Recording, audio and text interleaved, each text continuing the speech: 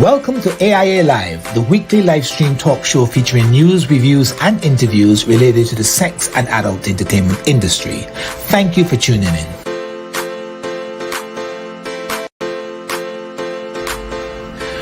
Welcome to AIA Live, the weekly live stream talk show featuring news, reviews, and interviews related to the sex and adult entertainment industry. Thank you for tuning in.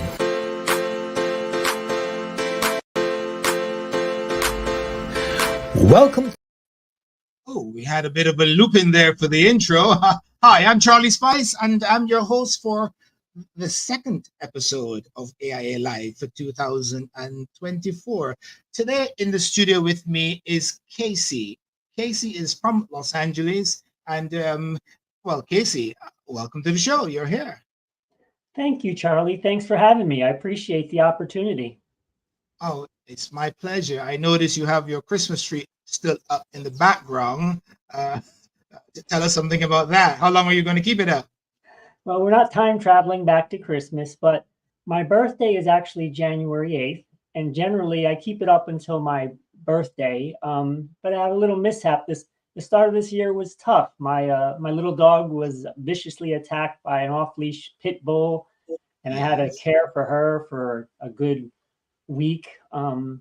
And then on my birthday, the 8th, the power went out and it fried my refrigerator. So I had to work around having no power and getting a new refrigerator. So I think the easiest thing to do was not to deal with the Christmas tree. But I think this weekend she'll come down.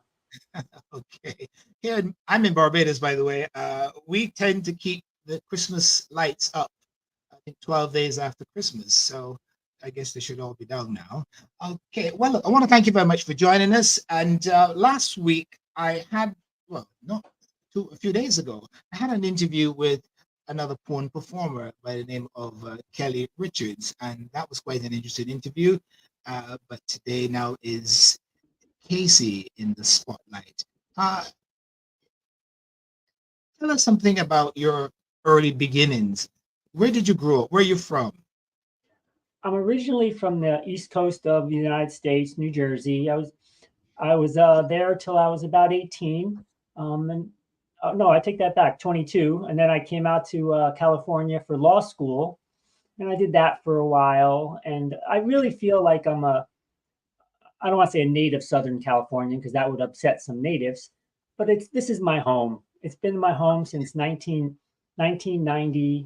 I even moved to Nashville for a little while, for like a year, and I could not take the snow. I knew it snowed there, but the winter I was there, it snowed for like 8 weeks straight, every other week, 6 to 8 inches. And I was like, oh no, I'm going back to California. And so every once in a while, by the way, a little bit of my Nashville will break out, and I get a little out of the while. Did you eat yet? I reckon I'm fixing, but generally I'm kind of now, I know I'm ensconced in Southern California. Okay. Now, there's a lot of press and publicity surrounding political correctness when it comes to the transgender community. How do you refer to your sexuality? Tell us. I consider myself, as in an orientation way, I'm a pansexual. Men, women, trans women, they're all just different flavors to me. I don't, I kind of got over the again, preference orientation, however you want to put it that way. Yeah, I see. As a kid growing up, were you aware of what sexuality did you identify with when you were, growing up 5, 6, 10, 11, 12 years old? Tell us about your experience with sexuality back then. Yeah, I was actually, it's funny because I was kind of at that time, I hadn't transitioned yet. I was a guy's guy, but I knew I was different some way. I'm not going to say I'm someone who came out of the womb and knew immediately I was in the wrong body, but I knew something was up. I knew something was going on. So I identified as basically a straight white male, and I went through all of the trappings of that. And like I said, I loved sports. I still love sports. There's certain quote guy things that I never shook. Here's an interesting one. I always, which struck me as funny, is that men generally we identify our well-being with the way we're doing at our job. Success there makes us feel good, and if we're not successful at our job, as Yes. men, we kind of feel like we're not doing something right. Even though I transitioned, that carried over, and I still have at times that trait of when business is slow, I'm struggling to make ends meet. I look Mhm. at my not a failure, but I don't feel like I'm doing well. And it's very interesting the way that socialization of that trait just has never left me. Mhm. At the time you noticed that something was not right, I would imagine your relatives and maybe friends also recognized, well, realized that something was not right. What was that dynamic like with friends or relatives realizing that you were having issues with your sexuality? I was actually quite fortunate in that, well, fortunate in the sense that as soon as I graduated high school, I was still, living the male life, and I Yes. became estranged from my family pretty much from then on. I left the house. I was living on my own and working. Now there were what I call friends, family that I chose for myself. Yeah. My friends that I consider family, Yeah. Mhm. still to this day. Yeah. And I was very fortunate that the majority of them were Mhm. fine with it because they knew it was what was making me happy, which is probably why they are the friends that I chose as my family because we were Yes. simpatico. Okay. I have to make a confession at this point. When I was growing up in Barbados, uh, we were a very homophobic society. And as a result, I was cultured to be homophobic when I was, in my more formidable years in Barbados until I got to Los Angeles. I emigrated to the United States. I was in Los Angeles, and that is when I realized that was a whole bunch of hogwash, a bunch of nonsense. This world is for everyone, and I became a lot more accepting of the LGBTQ community. But as a kid, I was quite homophobic, and to the point where someone were homophobic in my presence, I would have to move away because that was the way we were cultured. But that's long gone. That's way back in the past, and I'm not going to make too many more confessions during this discussion. Oh, come on, Charlie. But it's interesting though. I grew up in a very homophobic, pretty much racist environment as well. Yes. My mother, my biological mother, would refer to the homos, the Yeah. faggots, um, Yes. the N words. There are good N words and there are not good N words. We Hmm. had in my when I was growing up before I got into high school. There were a couple of race riots in my high school with my older sisters. Yes. They Mhm. weren't involved, but it was their time. Busing, if you remember back in the day, busing was an issue back east. Yes. Yes. So it was a pretty I don't it's funny, sometimes I wonder how did I come out of there pretty, I still had my blind spots. Yeah. But how did I come out of there, pretty much a very accepting person, even putting aside my gender, issues and so forth. Yeah. Mhm. I Mhm. just was able to just, not carry that baggage other than a little bit that I Mhm. catch myself in when I do think something, stereotypical. I see someone or Yeah. see some story, and I get this stereotypical thought. I try and present and say, why are you thinking that? Where did Yeah. that come from? So I know what you mean by growing up in a milieu of unaccepting Yeah. community. I'll I'll give you one more confession. I have to share this with you. When I was in New York, just after I left Barbados, I was in a club and I met this absolutely gorgeous lady.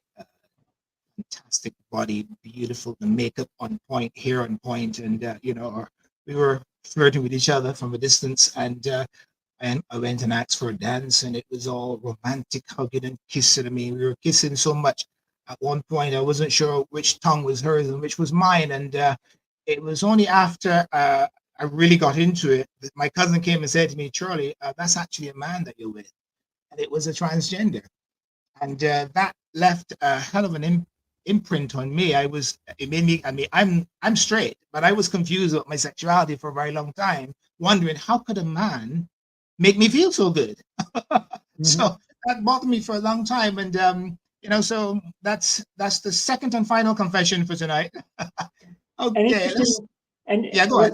real quick, since you brought that up, because Yeah, I also escort, so I meet gentlemen in person for yeah. sessions, and 99.9% of the gentlemen I meet, or even if I deal with through OnlyFans or video chats or phone sex, Mhm. they are straight. They are just attracted.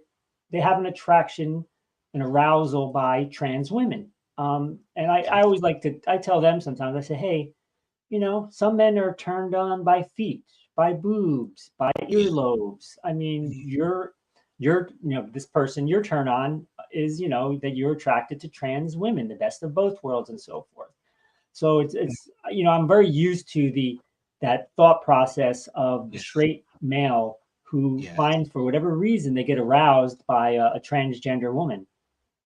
But in all cases, when escorting, they know your sexuality beforehand. I Oh imagine. yes. Have you ever been in a situation where you've met a man not knowing your sexuality, and it became an issue when he found out? Only in a social setting, once or twice, where someone it wasn't a dating situation or even like a potential meet and greet kind of thing. It was more in just having a conversation with someone, a male, in a social situation. Again, not like your meat market meeting at a bar or something. Let's just say in a function. Um, Yes. and there definitely was a change in their attitude once they realized that I am transgender. So that's, Mm. you know, not to talk about another podcast or so forth, but It's I okay. It's was okay. on a show, a YouTube show called Be Free, Yeah. and we really talked about they had three transgender women and three cisgender women, and there was questions asked about um, different questions like, do you think a transgender woman should immediately tell a potential partner that they are transgender? And there was a very mix of attitudes. One transgender woman, she said she was younger and she's in the dating scene, and she Oh, was like, "Yes, I want to tell them right away because I don't want any mistakes, or yes. any misconceptions like that." Hmm. Myself, my thought process was, just because you're talking to someone doesn't mean you immediately have to reveal to them if you're transgender, because that's we're way down the line from, let's say, intimacy or Yeah. relationship issues. So Yes. to Hmm. me, that's a personal choice of each transgender woman or transgender man. Um, Yes. Yes. when they are going to feel comfortable in broaching that with a potential, I'll call it romantic partner. Mhm. You appear to be very composed, very self-assured, very confident within your sexuality. Many I've met or heard of or seen documentaries of persons having issue with their sexuality. What are some of the reasons some people have psychological issues surrounding their sexuality? A couple of more than a couple, a multitude of issues.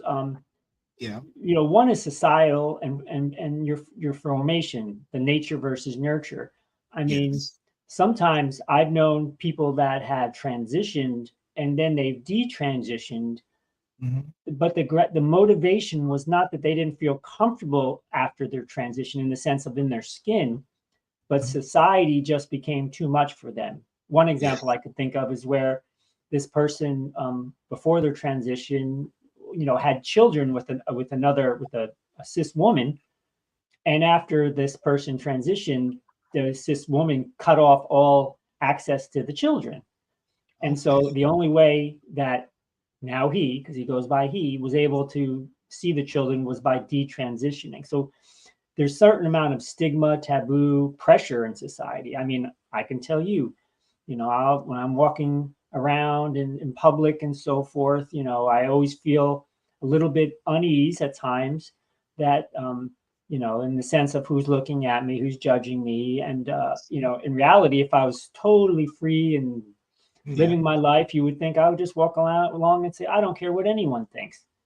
But I Yes. came up in a society where there was a lot of stigma, and so I carry that along. The second part, which is the nature part, and again, I'm not saying I have a medical background. I've done a lot of study of this, but just my intuition at times is when you're dealing with hormonal changes, like for example, I am on estrogen, I am on progesterone.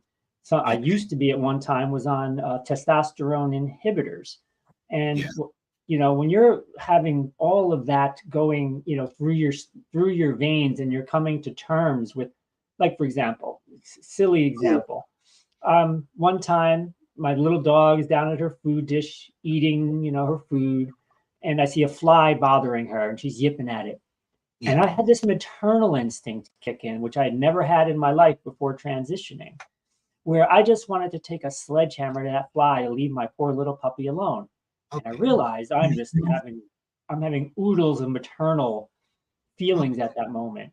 So okay. the long way of saying is another part of it is that when you start doing gender affirming care, there are going to be changes in the sense of, Yeah. your emotions, your feelings. And again, some of them you don't even recognize until suddenly you're like, oh, wow, where'd Mhm. that come from? Oh, okay. Interesting.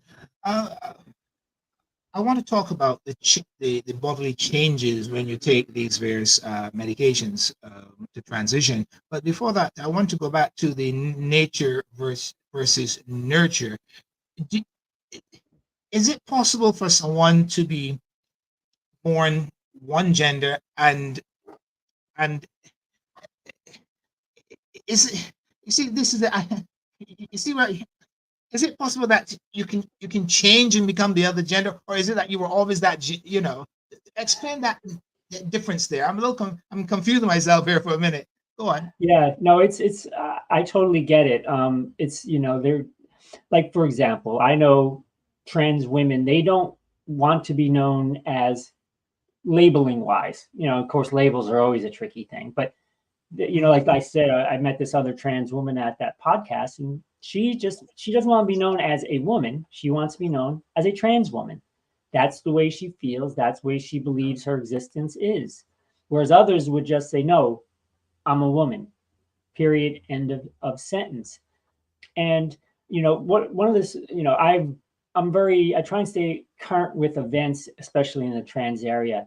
And when I Yeah. hear stories of mothers who have like a 4-year old who was born a genetic male, and as soon as that child becomes, let's just say, self-aware, Yes. is more than just a little Mhm. toddling, needs constant care kind of being, that they're saying, the 4-year old or so is saying, Yeah. I'm a girl. And the mother, in this one case, it was in Texas, she had two other older children, I think a Mhm. boy and a girl. Nothing, no, everything was just, let's say standard, run of the mill. And then Yes. suddenly she has this 4-year old who is Mhm. just, there's no society, no one's quote grooming them, there's no Mhm. outside influence, anyone, telling them that, oh no, no, you're really a girl. This little being, when they became self-aware enough to express their feelings and their thoughts, Yes. Yes. that, hey, I'm a girl. And it's just, and the mom had to deal with that. Versus let someone like me who, I didn't Mhm. come out of the womb thinking, oh, I'm a girl. I just always, felt Mhm. differently. Like I said, I didn't feel comfortable in my own skin, and Yes. so forth.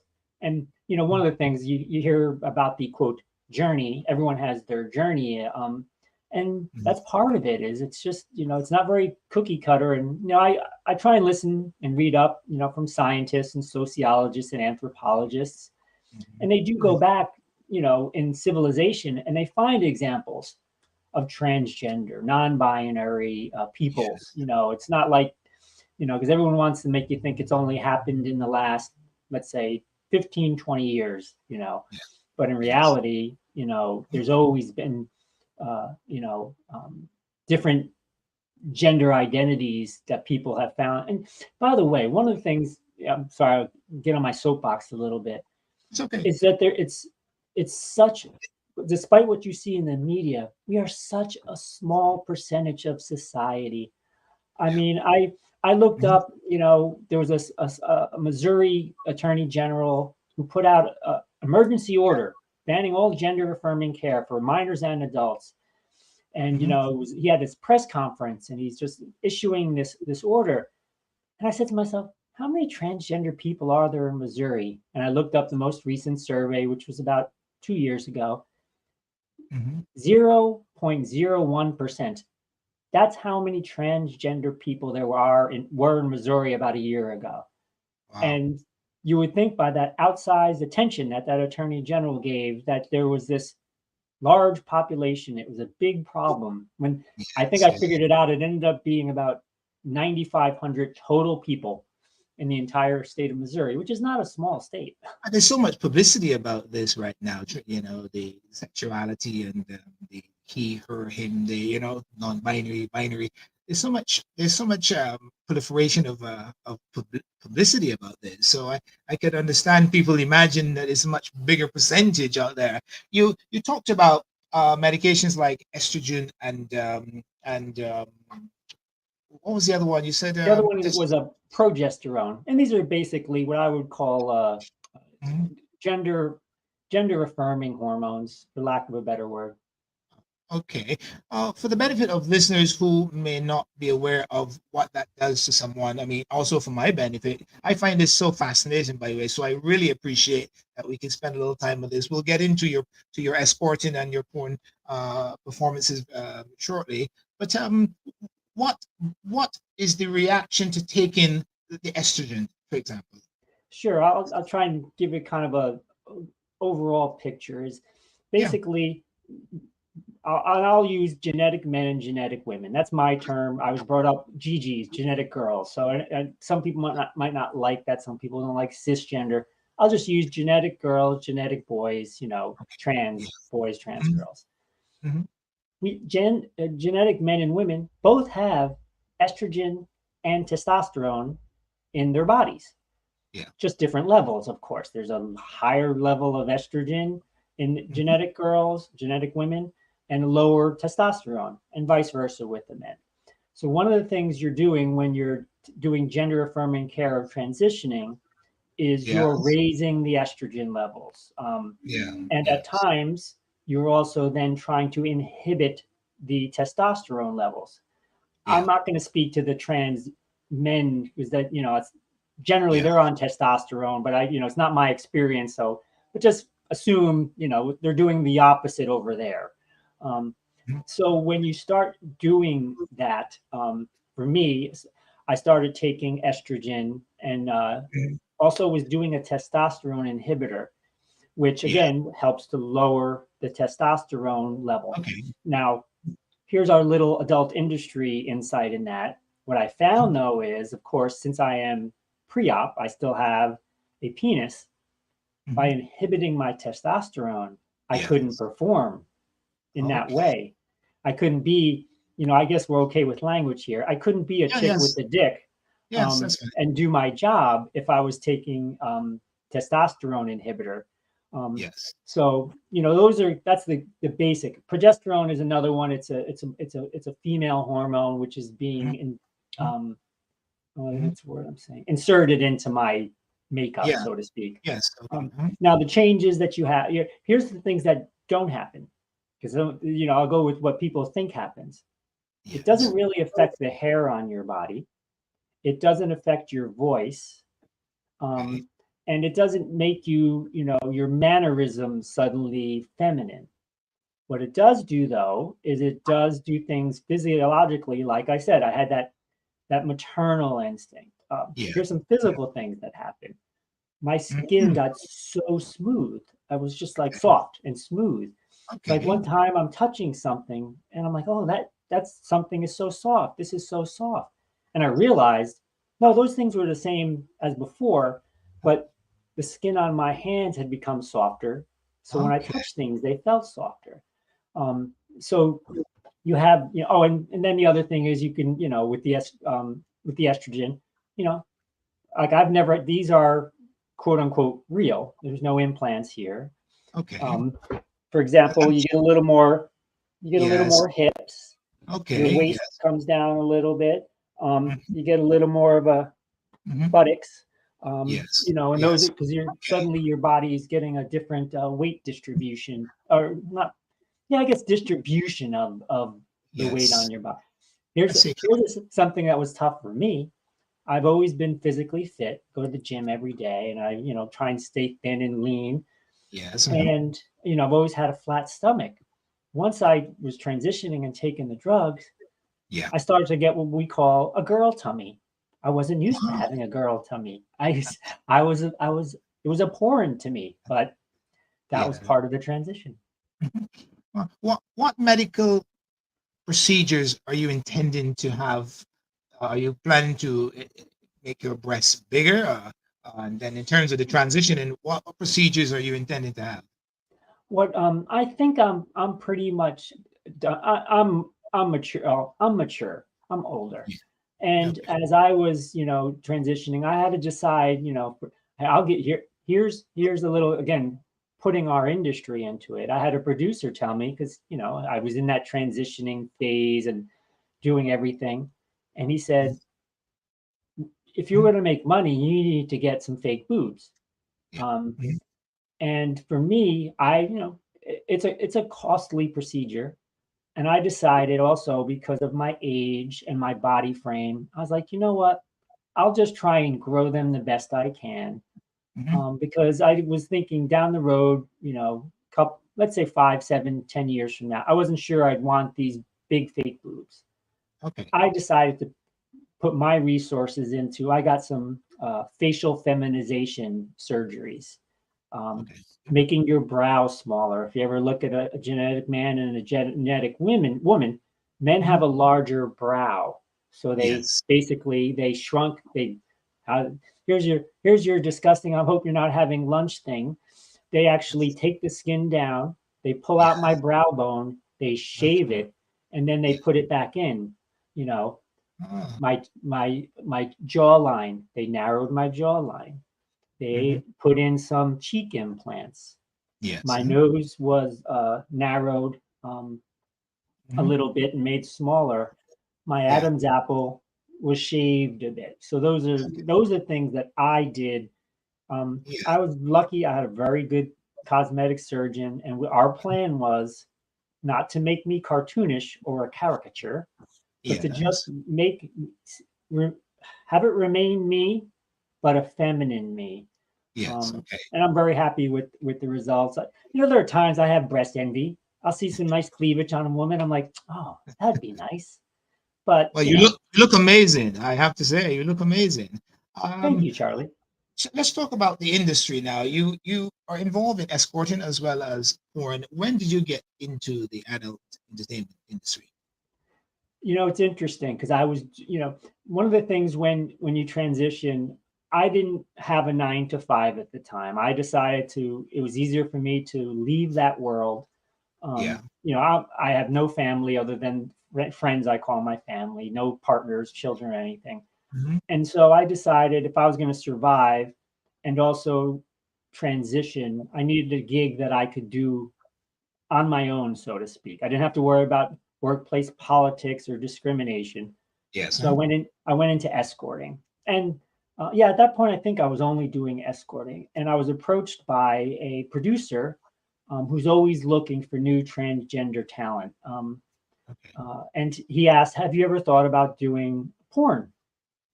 I thought, no, but I've seen transgender porn. Mhm. And, hey, it's another revenue stream. And Yes. so I went out to Vegas and I Mhm. I did my first porn video with him. And here's a little bit of a digression. I'm not sure That's what it fine. is. That's fine. That is fine. One of the things, and I know this happens in the rest of the industry as well, but it really was prevalent and has been prevalent in the transgender women porn side. they're always looking for the new face.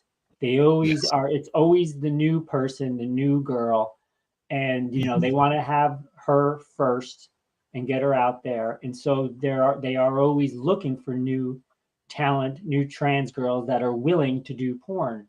Yeah. And so at that time, I was new. Suddenly, he was the first one that did anything with me, and then moved on. And I this particular producer is constantly traveling the globe, literally.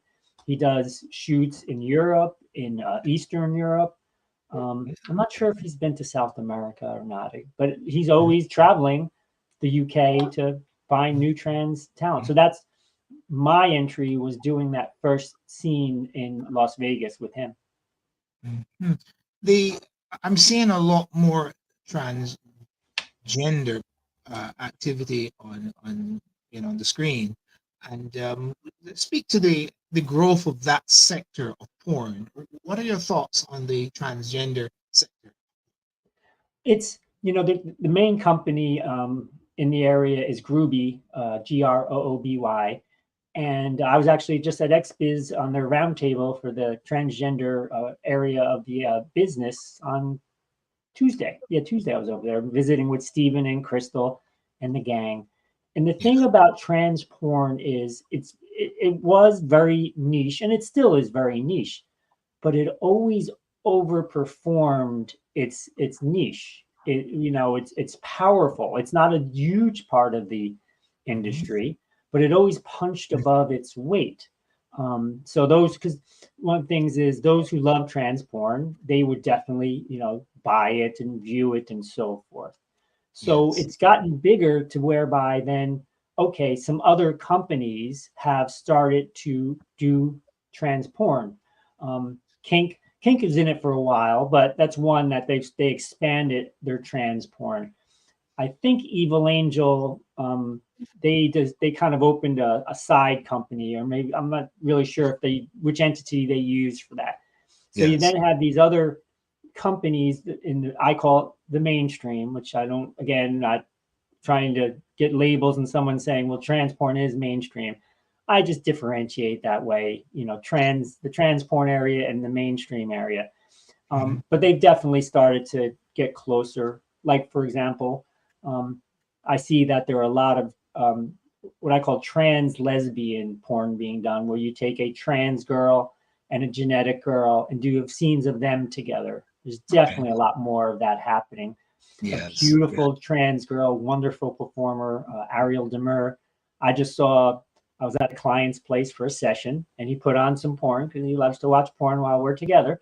And suddenly there's Ariel Demore and a beautiful blonde genetic girl. I wish I didn't catch her name because, that wasn't my business being there. Yeah. Tell us So about the first time you performed, and about the scenes, and how was that experience? I was terrible, Charlie. I did such a bad job. I was not good. It was a POV scene where uh, he sat in a chair and held the camera. We're in a hotel room in Vegas, Mm. and I Yes. went down on him and was giving him a blow job and talking, and he was like back because, again, since he's holding the camera, he's not Yeah. on camera. It's the POV.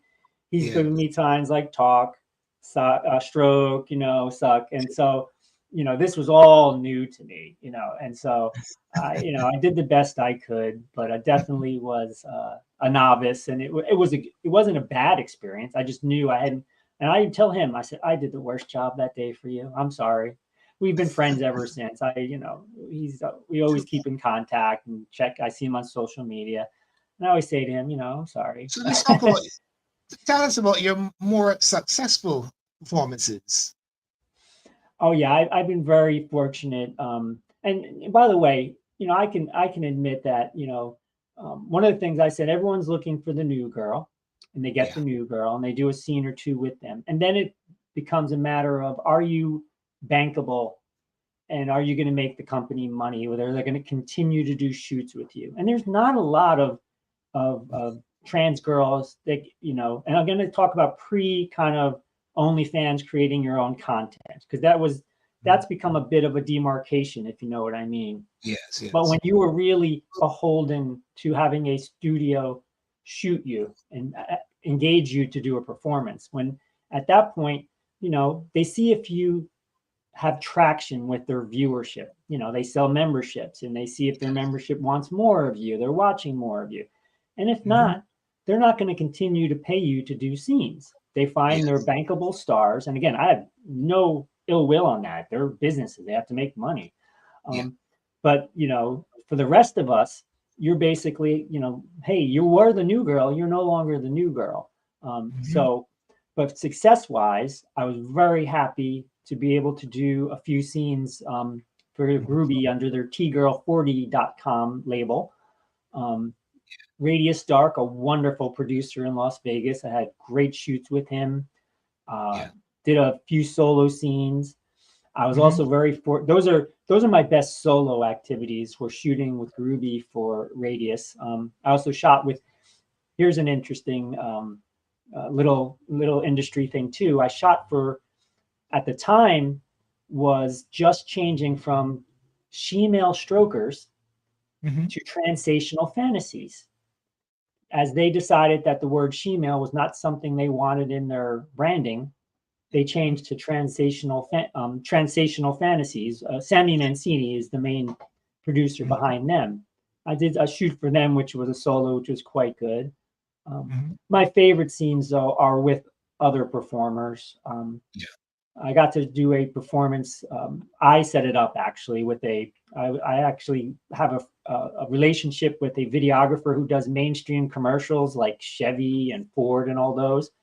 But he loves shooting porn girls, like in videos and photo shoots. And I convinced him to do a video shoot with me and T.S. Kristen Craves. And it was just wonderful. We did girls' night out, drinking wine, talking, and then doing foreplay, and then doing full-on hardcore sex together. And that's one of my favorite scenes. And then one last one was I got to be with my first trans man, Eddie Wood, an icon in the trans man porn industry. And here's the last little tidbit. We shot in Las Vegas on Easter in the Luxor. So here we are on Easter, T.S. Kristen Craves, Kacy T Girl, and Eddie Wood doing a threesome of the, what was it? Stepson Gets a Surprise in Vegas, I think is what we called it. Some title like that. And it was my first experience with a trans man. We're going to take a short break, and when we come back, we're going to continue this very engaging conversation. I am so intrigued by everything you've told me, so looking forward to continuing this conversation. We'll be right back. You're tuned into AIA Live, the weekly talk show for the sex and adult entertainment industry. If you have a compelling story or agenda to share with our audience, you are welcome to be a guest on our show. AIA Live is the ideal platform to promote your adult industry products, services, activities, and events to a captive audience worldwide. During the show, viewers can call in to participate in the live discussions with our guests. Simply contact us on WhatsApp on 1-246-831-1960 or via email at adultindustryassociation@gmail.com to receive a link to enter the studio. Alternatively, viewers can post their comments or questions in the comments section. Now back to the show.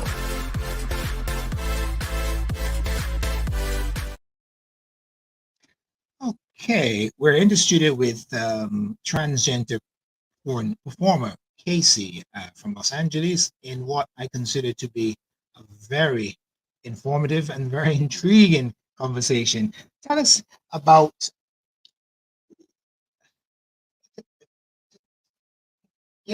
we talked about escorting a minute ago. Tell us something about that before we come back to porn. What is your experience with escorting? The thing with the escorting is you're in the trans side of it. You have gentlemen, again, 99.9% of them are straight men. But they have an attraction and arousal by trans women. And so they like to, I call it scratch that itch, that they've watched us, in videos, they become aroused by us watching videos, for example, and they want to experience it in person. And so for many of them, They just want to scratch that itch and be with what I would call the best of both worlds. A feminine figure, attire and everything, but we have a penis. And they want to have that experience that, for some of them, it's taboo. It's, it's just something that intrigues them. And they think is taboo to be with someone who's feminine, but yet has a penis. Yeah. And for many of them, they want to be taken control of, all degrees, there's domination kind of Yes. stuff, but there's also just that being taken in hand and led down the path so that it's almost like they're not of their own will, so to speak. They're being led down this path. It's many scenarios I'm in that confused. regard. I'm confused. How can you be straight, but you want to have a sexual experience with someone who's transgender because there's a male side to that individual? Explain that dynamic for us. I think part of it is that, like I said, I when I speak, because I have clients that are asking me, am I gay? Am I this? Am I that? And, for example, many of them, they have no attraction to a man. Talking about a genetic male, they don't look at any men and ever get aroused. My best friend is lesbian. For her, for example, if she hugs a man, nothing there. She hugs a woman, zing, she feels something. And these men who, again, 99.9% of them, they have no attraction to other men. They don't look at men that way. They don't ever want to be with a man. But there's something about that inside of them. Like I said, it goes to earlier. Their arousal, their attraction to trans women is somewhat similar at times to like a man who likes, to play with a woman's feet. I had one gentleman who loved my armpits, loved smelling and licking and playing with my armpits, was turned on by that. And so they just they see some trans porn, or they even see nowadays, they see more of a woman in the celebrity, public life, so to speak. And they think, wow, they're attracted to them. Even Would you again, not consider them bisexual or perhaps closeted gay because you do have a male organ, you have a penis? So would society not label them as bisexual or perhaps closeted gay? see, that it's such, it's such a labeling thing in that, okay, does that mean that if you're not if you're a genetic man, you're not attracted to other genetic men. So by most measures, someone would say you're not gay, you're not a homosexual, you're not into the same gender that you are. Yeah. So Yes. how do you quantify or delineate the fact that you are attracted to a feminine persona, body, so forth, but it has a male part, a male organ? Yeah. That's a hard one to answer, because then you're really, you're splitting hairs and trying to figure out the Yeah. delineations. Because my brain, again, so you gotta remember, I was raised, years ago, and if you're gay, you were attracted to the same sex. If you were bisexual, you were attracted to both sexes. And it's hard for me to wrap my head around and think, well, if you're not attracted to one in either of those instances, then to label you as gay. Okay, you're so articulate, so knowledgeable. I feel I can ask you even the most technical question. So forgive me. Now you law, and yet you chose porn and escorting. Why not law? What's tell us something about that. Yeah, well, part of it was I actually I had transitioned out of. I had I did trial work. I was a trial attorney for a while. Stood in front of a jury a couple of times. It wasn't for me. Before any of this, I didn't have a pat. If you're going to do trial work, you need to be passionate about it. I was with attorneys who were passionate, and I wasn't passionate. I did it. I think I did well, but I Yeah. wasn't passionate about it. So before I transitioned from male to Yeah. female, I'd actually transitioned out of doing the law thing as well. But Yes. sometimes people ask, because like when money gets tight, and I'm thinking, boy, can I afford to live this way anymore, and so forth. They'll say, well, why don't you go back to being an attorney? And that that's just not for me. Mhm. I will also say, my confession, because we were doing confessions earlier, is Yeah. I'm not really keen on going back into a cubicle, a 9 to 5 as a Mhm. trans woman. I'm not sure, at this stage in Mhm. my life, if I want to be dealing with that dynamic of being, Mhm. because, for example, now I always try and represent my community as best as possible. I don't go Yes. into the grocery store if I'm looking just haggard. If I'm going to a public function, I'm always trying to present Yes. myself in a Okay. way that represents our community. That's the Mhm. way I am. Because I don't want someone to have a bad experience with me or view me and say, look at that guy dressed like a chick. Okay. They might say that anyway, but I Yeah. want to give them as little Mhm. opportunity to do anything like that because I feel like I need to represent all of my Mhm. compatriots in the trans community in the best way possible. Right. Okay. What do you feel needs to be done to take your career to the next level? What are your plans going forward to improve your position in the industry? And of course the money you make to make more money. Yeah, I need to I need to get back into more content creation. One of the things that happened was, of course, with the pandemic, we were all, I wasn't doing any escorting, which was my Mhm. bread and butter monies. Yes. That was what really paid the rent. Mhm. And so I got, of course, like everyone else, I was doing content creation, custom videos, Yeah. OnlyFans, video chats, Mhm. and that was all you could do. So I Yeah. definitely got a bit burned out on that. Once the restrictions lifted, so to speak, and we were able to that word Yeah. transition, go back into more of a regular kind of life again.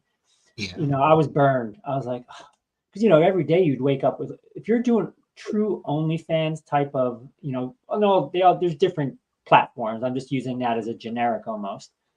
Yeah. You really wake up every day figuring out how you're going to engage your following and expand your following. What am I going to do Mhm. today to satisfy them, to give them Yeah. something where they'll stay, where they'll Mhm. tip, where they'll buy more? Mhm. So, and again, so once we got past the pandemic, so to speak, Yeah.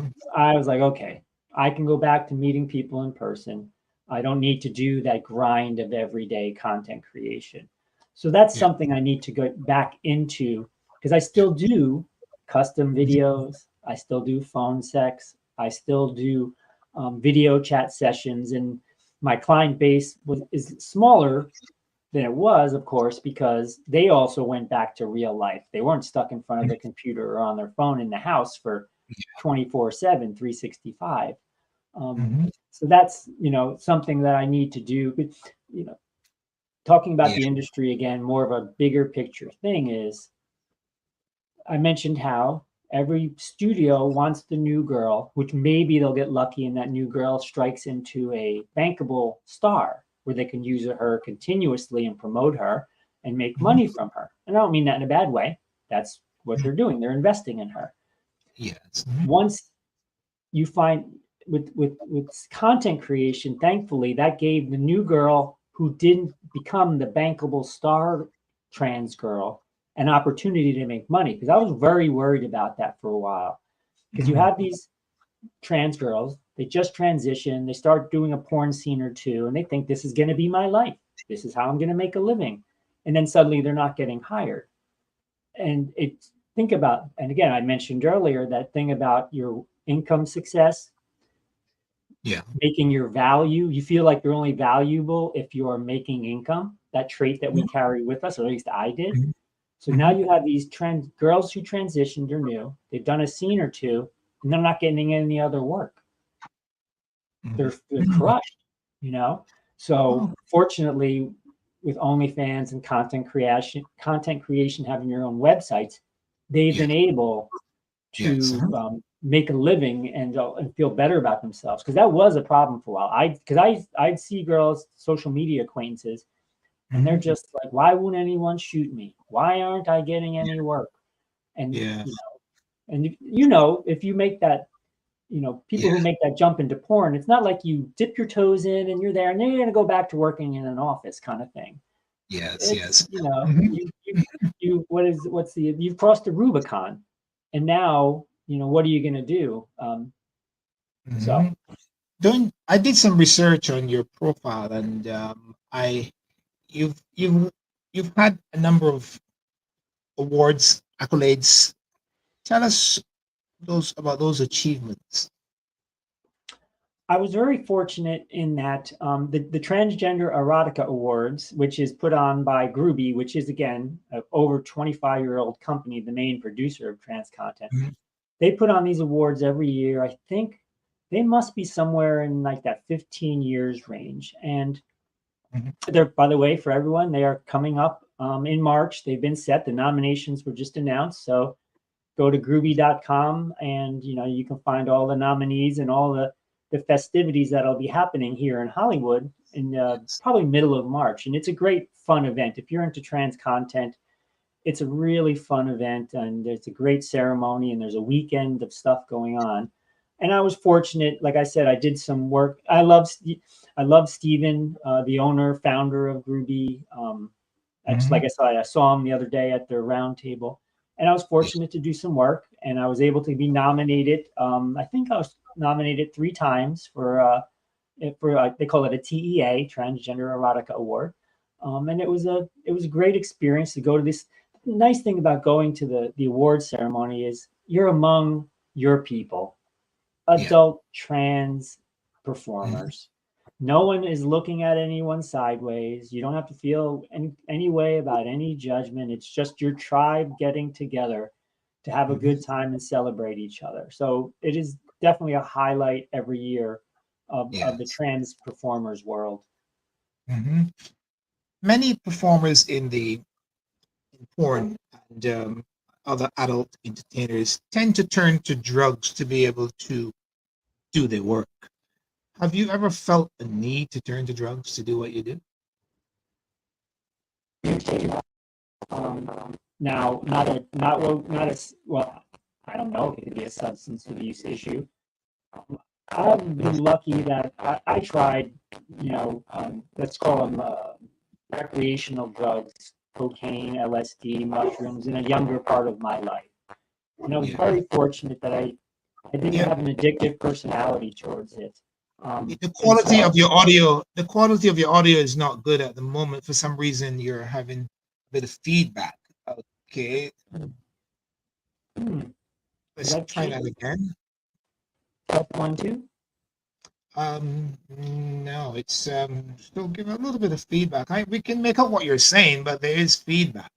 All right, yeah, you haven't done anything to change the settings, so I don't know why that is so. Okay, let's continue. Okay. So long way of saying this, fortunately for me, I've never turned towards the recreational drug, substance abuse stuff to keep going. For example, you know, here's something is I have in my uh, recording business, I'll have get requests of quote union party unquote. And that is just not something I do with clients because I need to maintain to me a Okay, level head and being in control. okay, the clarity is not good. I think you're going to have to adjust the settings at the bottom for the audio. See if we can improve the clarity.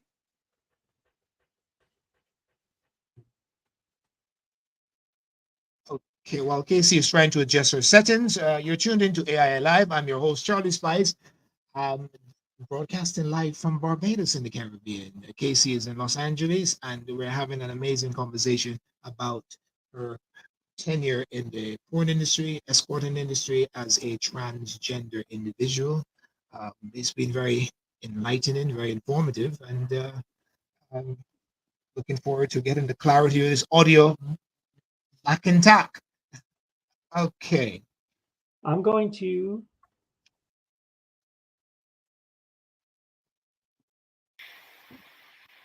How are we doing now? Oh, that sounds a lot better. A lot better. Yeah, Okay, I where were we? it off of the webcam microphone and put it into the laptop, which isn't going to be as good quality, but it's going to solve the issue, I hope. Oh yes, the issue is resolved. So to continue, I like to keep a level head when I'm performing, either in person or Yes. on camera. I will say, in my instance, I do need Viagra. That's my drug of choice. I've tried others like Cialis, and they give me a major headache. So Viagra seems to work for me. Yes. So I do have to be careful in that regard about, taking too much of it for a shoot. For example, I was doing a solo scene for a producer, and, I set myself up for failure. We did it on a literally a day's notice. I was at night solo. I was there. I think I got to the hotel to do it at like 10 o'clock at night. And so here I am. I haven't really gotten prepared in my sleep and my hydration and everything.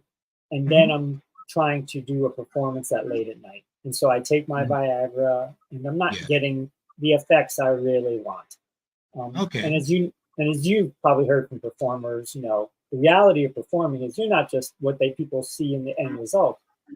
For example, for a trans person, you're stroking, you're getting hard, and then, okay, take a break. We're going to switch over to video. Take a break. We're going to switch over to camera. Take a break. We're going to change outfits. So you need to stop and start and stop and start. And here I am. Now we're at like 11:30 at night, and I am just having issues getting hard, getting, an erection. So I take some more Viagra, and I can say that was stupid. Nothing bad happened, but it was stupid. I shouldn't have just suddenly, taken more to try and get the result. So that's a odd type of substance abuse, so to speak. What about relationships? When you work in the adult industry, relationships can be quite challenging. What challenges have you faced in your personal relationships? Really, I've become, in a way, I mentioned earlier, I think I said I'm pansexual.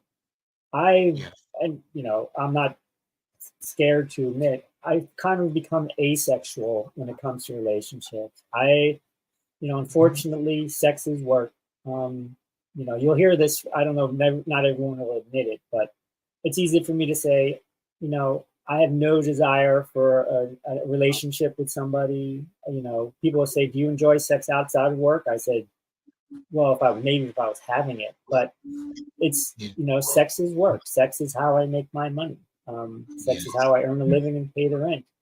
And I go to the gym every day, every morning. And of course, there's good looking people there. It's Los Angeles, and I'll see men and so forth and women. And in my brain, they all look like clients. I'm being honest. They just do. They all look like clients. And I just, to me, I'd rather have friends. Friendship to me is what matters. It's it's just I'd rather have some good friends that I can be real with and have some good times with. But when it comes to trying to find romantic partners and so forth, unfortunately, I've been, and this happens. You can hear it from a lot of people if they're talking honestly. They just get jaded, and they're just sex becomes just it's work. And I can enjoy what I do. I can enjoy taking care of clients and performing, but I don't leave there thinking, oh boy, I can't wait to go do this, find someone tonight to go bed down. How much of it is real and how much of it is acting in terms of orgasms and having a good feeling and so on? Well, the difficult part when you're trans and you're a trans girl, with a penis, it's hard to fake a lot of that. If you're not getting hard, there's nothing, you can't fake that. But I will say there have been times when I haven't been able to get over the edge and climax, where we then, used a sperm-like substance, did a cutaway shot and all that, and there I was with cum on my, on my thigh and on the head of my penis. We've done that a couple of times. But again, you're shooting. Literally, I remember shoots where it's like you're doing it for 4 hours by yourself. That's the thing with the solo shot. There's Mhm. no other inspiration. It's Mhm. just you and in your brain. And if you get to the point where you're desensitized and Mhm. or even both physically but also mentally, you can't find that thing that's going to get you Yeah. to climax. Yeah. You need the money shot. So, but that's actually that's not common, at least in my experience. That's the rarity, but it does happen. Yeah. Okay. What about life after porn? Society can be very unforgiving when you are involved in any part of the adult entertainment industry. Uh, what is your thought on life after porn, considering society's attitudes towards adult performance? Well, I'll give you a little example, quickly on what you just said to illustrate what you said. I Mhm. actually do have a mainstream performing career. It's small. I do music videos. I do some commercials.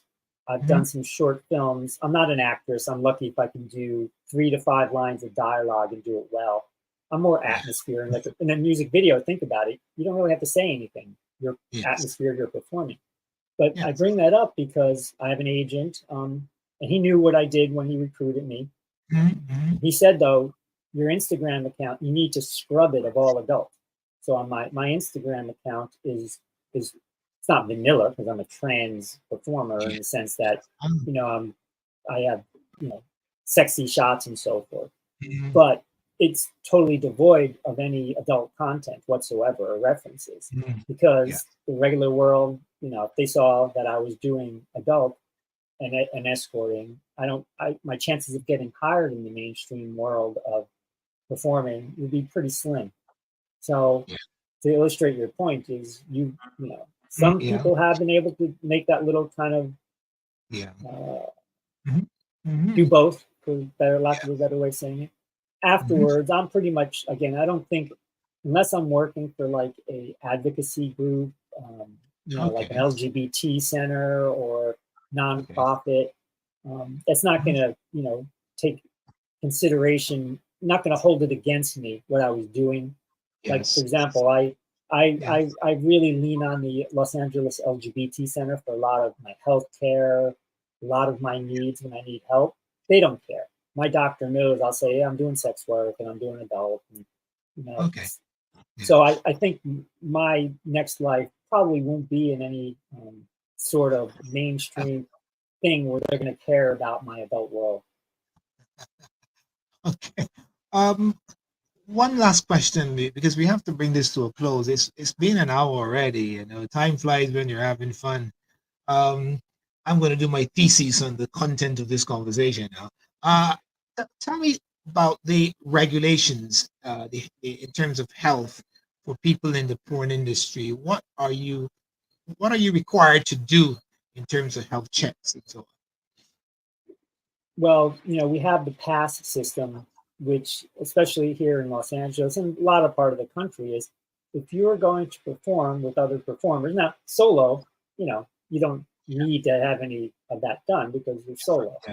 Yes. But it's, you're in a pool of performers. You need to get tested if you're going to perform. I believe the window is 14 days. You have a clean test. And Yeah. basically, it's heavily regulated in that if you show up on a set, you better Mhm. have an up-to-date test result that says you're clean. And I'm Yeah. using that very generally clean. It's in Yeah. the Yes. sense of you're not going to have any red flags. Yeah. And there's a database which is going to someone could go to and say, yes, Kacy Mhm. tested clean on January 8th and is still within her time, and so she's safe to perform. And Mhm. something that was interesting during the pandemic was that the let's Mhm. say mainstream society looked at the porn industry's testing and were taking cues from it. They were interested in it because remember, think about during the pandemic when suddenly people had to get tested for COVID before they could work and get before vaccinations actually. Yes. And so we have a very clean system. And for example, here in California, they tried to pass Prop 60, which they call the "Say No to Pornographers" Yeah. proposition. because what it wanted to do was require, I believe, but it's been a while, but we were very strong in going against it. They wanted to require condoms and some other requirements for sex work, for adult performance, for porn. Yes. And we were partially able to fight that off by basically showing what we had in place. We had, safe practices and testing, and so if you're going to be, for example, even though if I'm not performing, I get tested regularly because of my in-person sex work. I also, for example, I don't do anything unprotected. I would never do anything where I thought someone, in my business, they'll say, "Hey, baby, do you bareback?" And my answer is no. That's rule 1. Thanks. Click. Yeah, I got you. Okay. All right. Well, before we wrap things up, any regrets about getting into porn? No, I've met a lot of great people. I have a circle of my acquaintances in the industry. I've met the people at Ruby who, I went to XBiz this year just so I could, visit with them at their transgender performer roundtable. I was there for 3 hours. That was the only reason I was there, so I could support them and say hi to them. So I've met a lot of great people. I continue to be able to put a roof over my head, food in my belly, and wine in my glass every night with dinner. And to me, that means something. Okay, fantastic. Great. I'll share something with you. I was contacted as the head of the Adult Industry Association. I was contacted by an organization in the United Kingdom recently. The government commissioned some research into the porn industry in the United Kingdom with a view to looking at legislation and seeing what changes they need to make it more fair to adult performers or porn performers. And I'm invited to participate in a roundtable discussion. So I will speak to you off air about that. I'll send you some information. Sure you'll be able to make some contribution to that. We can talk about that. But anyway, I want to thank you very much, Kacy, for coming on the show. It has been extremely informative and engaging. Before we go, can you tell the audience how they can find you if they want to get in touch? Sure. For my adult activities, the best place to find me is on Twitter. It's at Kacy TSDate, KACYTSDATE. On Instagram, for my mainstream performer profile, it's at The Real Kacy T, which is TheRealKacyt. And on OnlyFans, I'm under Kacy T Girl. Fantastic. What I'm going to do, I'm going to publish all that information in the comment section on the YouTube channel where anyone can take a look at this interview at any time in the future. Again, thank you very much, but we're out of time. Kacy, you have yourself a wonderful day. There you go. And we'll talk again sometime soon. Okay. Thank you, Charlie. Have a great day. You too. Bye for now. Unfortunately, we've come to the end of this episode of AIA Live. We would like to thank our sponsors, guests, and our production team. We also would like to thank our viewers for giving us an audience. If you have a compelling story or agenda to share with our audience, you are welcome to be a guest on our show. To schedule a guest appearance, simply contact us on WhatsApp on 1246-831-1960 or via email at adultindustryassociation@gmail.com. You can tune in to this episode of AIA Live at any time in the future at your convenience. Simply go to our website at adultindustryassociation.org and follow the link.